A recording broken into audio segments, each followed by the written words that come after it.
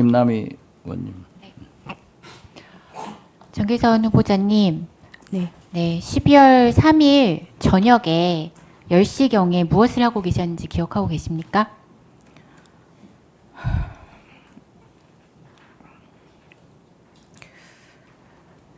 그날 일이 있어가지고 네, 좀 늦게 들어와서 네.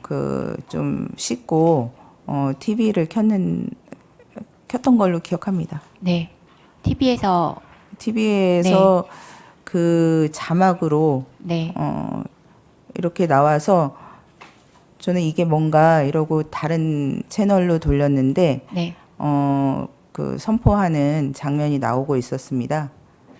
네, 그 계엄 선포를 얘기하신 거죠? 네, 맞습니다. 네, 계엄 선포를 보기 전에 평소와 다름없는 날이었죠? 네, 기분 좋게 들어왔습니다. 네.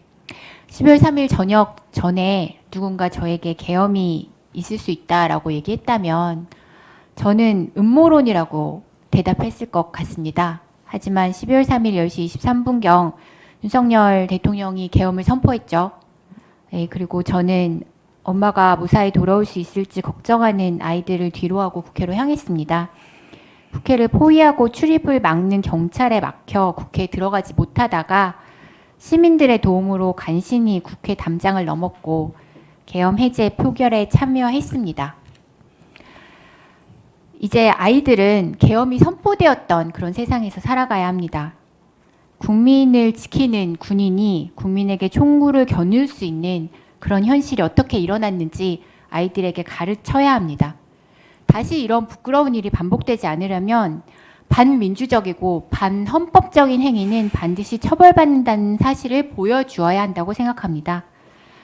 정계선 후보자님은 우리 국민들의 마음에 응답하고 대한민국 헌법을 수호하는 역할을 수행하셔야 합니다. 무거운 마음으로 질의드리겠습니다. 정기선 후보자님, 12월 3일 저녁 10시에 우리나라에 전쟁이 발생하고 있었나요? 그렇지 않습니다. 네, 북한과의 교전이나 전쟁에 준하는 상황이 발생하고 있었나요? 북한과의 교전은 없었고 네, 그 뒤에 이제 이에 준하는 사태에 대해서 말씀하시는 것 같은데요. 일응은 제가 그날 그런 조짐을 느끼지 못했습니다. 근데 실제로 만약에 제가 이후에 네, 뭐 관련 사건을 맡게 된다면 그 네. 부분이 쟁점으로 될 것으로 보이고 네. 재판을 할 때에는 또 양자가 그 법률에 따라서 주장을 정리하고 그 증거를 제출하는 데 따라서 그게 포섭이 되는지 여부를 판단해야 되는 문제로 보입니다. 그래서 지금 구체적으로 더 말씀드리기는 어려울 것 같습니다. 네. 전쟁이 발생하고 있거나 북한과의 교전 없었다라고 말씀하셨습니다. 네. 12월 3일 대한민국에는 비상계엄의 요건에 들어맞는 상황이 없었다고 보입니다. 그런데 이제 윤석열 대통령은 12월 3일 비상계엄에 대하여 헌법의 틀 내에서 대통령의 권한을 행사한 것이라고 주장하며 국회 병력 투입이 질서 유지에 해당한다라고 말하고 있습니다. 후보자님은 12월 3일 국회의 창문과 집기를 부수고 국회 직원들과 시민들을 폭행하는 등 물리력을 행사한 병력 투입에 대하여 헌법 틀 내에서 이루어진 질서 유지라고 보십니까? 제가 그 이후에 계속 시청을 했는데 네. 그 당시에는 그렇게 느끼지는 못했습니다. 네, 알겠습니다. 정기선 후보자님은 서면 질의에서 가장 기억에 남는 판결로 주 다스 실소유자가 이명박 전 대통령임을 인정함으로써 이명박 전 대통령의 비자금 조성, 횡령, 뇌물 등에 대해서 유죄를 인정한 사건을 들었습니다. 맞죠? 네. 왜 이 판결이 가장 기억에 남는 판결인지 짧게 말씀 부탁드립니다. 가장 고생했던 판결이기 때문에 그렇습니다.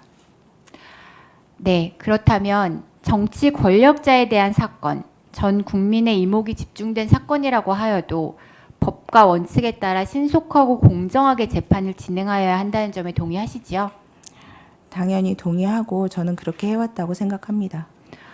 네, 대통령이라고 하여도 헌법에서 정한 요건과 한계를 준수하여 국민의 기본권을 보장해야 될 의무가 있죠. 그렇습니다.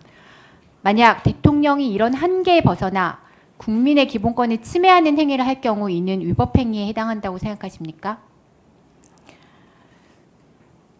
가정적으로 말씀드리겠습니다. 만약에 대통령이 그런 의무를 침해하고 위헌위법적인 행위를 했다면은 당연히 그러합니다. 네, 알겠습니다.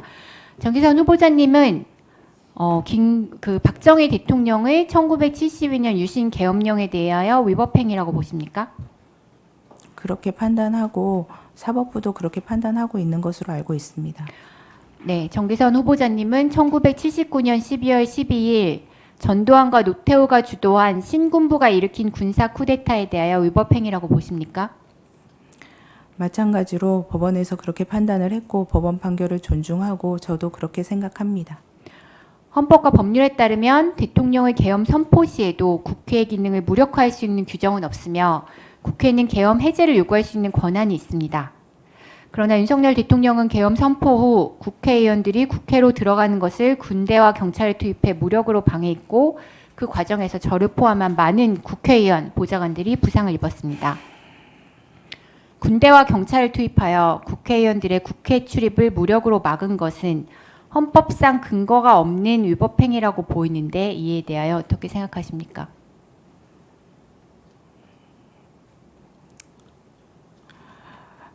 저도 그 이후에 헌법을 확인을 했는데 비상계엄을 선포하는 경우에도 국회에 대한 어떤 조치를 할 수 있는 규정은 없었습니다. 그래서 만약에 뭐 국회를 물리력으로 봉쇄하고 의원들의 그 의정 활동을 방해했다면 위헌적인 행위라고 생각합니다. 네, 실제로 국회 출입 1분 더. 네, 국회 출입을 막았고 들어갈 수가 없어서 제가 담장 위에 시민들이 저를 밀어 올려서 담장 위에 올라갔고 이제 그걸 넘는 과정에서 발목과 무릎에 부상을 입었고요. 그 과정을 통해서 국회에 들어갔습니다. 만약 이렇게 국회 출입이 통제가 되고 군대와 경찰에 의해서 막혔다면 이것은 헌법상 근거가 있는 행위입니까?